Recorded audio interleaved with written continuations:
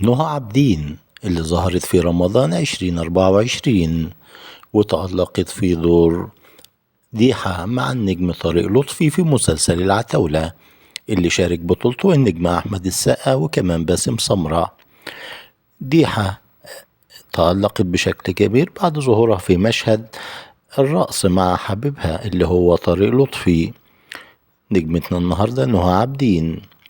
نهى عابدين كانت اعتزلت أو غابت عن الأعمال الفنية منذ 2013 قبل أن تعود للتألق والظهور بشكل لافت للنظر وتصبح ترند على مواقع التواصل الاجتماعي بسبب دورها وشخصية ديحة في مسلسل العتاولة.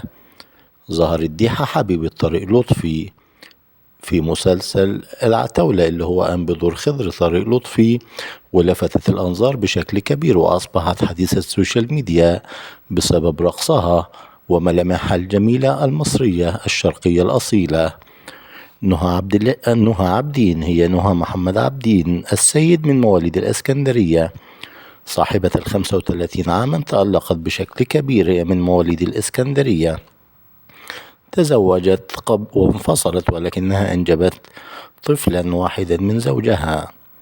شاركت نهى عابدين في العديد من الأعمال المصرية ومنها مسلسل تلك الليلة وفيلم سفاري مع أحمد بدير، بجانب مسلسل طوق نجاة مع فيفي عبده، وكمان شاركت مسلسل سيدنا السيد مع جمال سليمان، ومسلسل كاريوكا بطولة النجم وفاء عامر وميراث الريح مع النجم محمود حميدة.